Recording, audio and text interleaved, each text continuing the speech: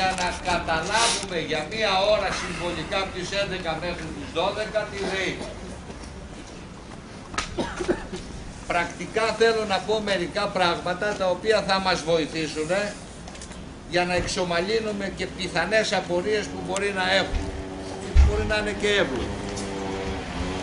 Κάθε βράδυ από τις 7 μέχρι τις 8 το Σωματείο Οικοδόμων, το οποίο θα είναι ανοιχτό και θα είναι κάποιος ή κάποιοι από την Λαϊκή Επιτροπή Αγώνα και θα είναι σε θέση να ενημερώνουν για απορίες που πιθανά να έχουν κάποιοι πολίτες, όπως επίσης και για να μεταφέρουν προς την Επιτροπή κάποιες πληροφορίες που μπορεί να έχουν κάποιοι πολίτες.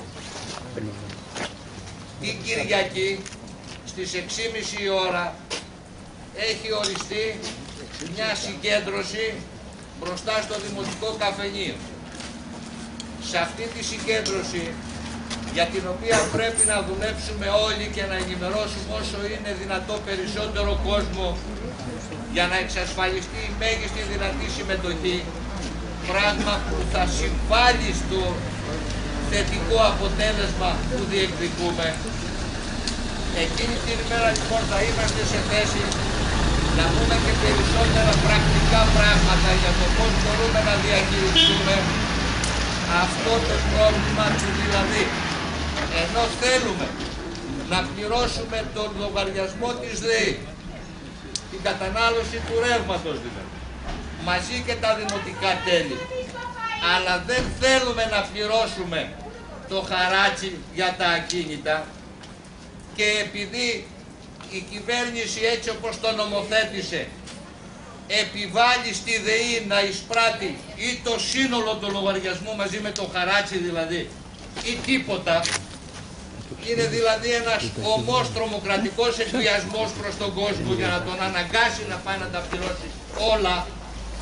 Εμείς λοιπόν θα εξετάσουμε μέχρι και την Κυριακή σαν Επιτροπή κάθε εκδοχή και κάθε δυνατότητα που μπορεί να εξασφαλίσουμε να μπορούμε να πληρώσουμε μόνο το ρεύμα και τα δημοτικά τέλη χωρίς εκείνο.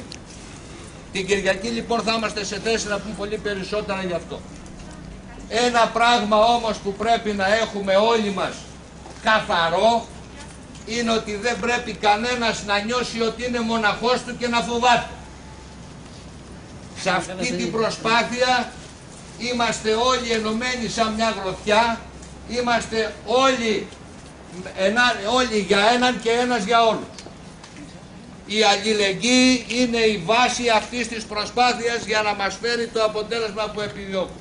Και να είμαστε βέβαιοι πως θα το εξασφαλίσουμε αυτό το αποτέλεσμα. Γιατί δεν είναι μονάχα η Σκόπελος που αντιμετωπίζει το πρόβλημα αυτό εδώ και αντιστέκεται.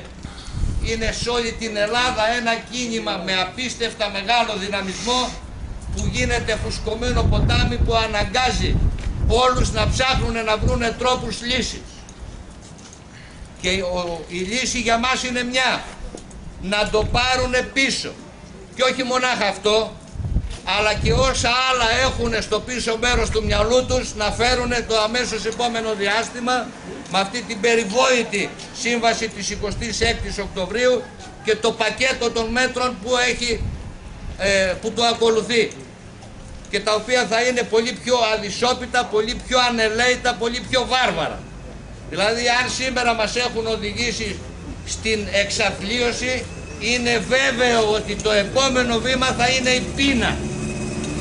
Αυτά να μην φαίνονται σαν ακραίες εκδοχές, γιατί από εδώ και χρόνια, ιδιαίτερα στις απεργίες και στις συγκεντρώσεις του Σωματείου των Οικοδόμων, όλα όσα ζούμε σήμερα τα λέγαμε από εδώ και πάνω από μια δεκαετία, ότι έρχονται.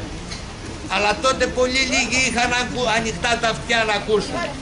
Σήμερα η ίδια η ζωή και όσα έχουμε στο πετσί μας αναγκάζουν να τα ανοίξουμε τα αυτιά μας.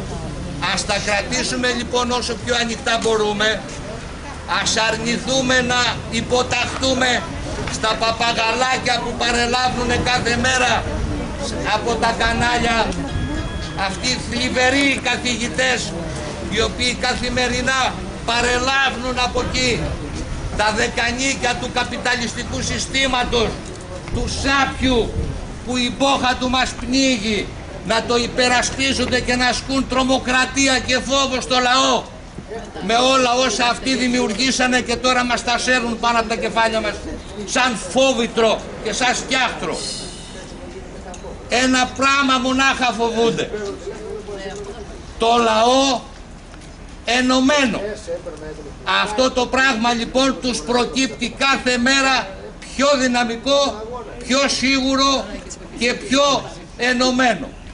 Θα το βρουν μπροστά τους, το βρίσκουν ήδη, θα το βρουν στο πολλαπλάσια ενισχυμένο και θα αναγκαστούν όλα όσα μαγειρεύουν είτε μόνοι τους είτε σε συνεργασία με τους άλλους συνεταίρους τους της Ευρωπαϊκής Ένωσης και θα αναγκαστούν επί των πραγμάτων.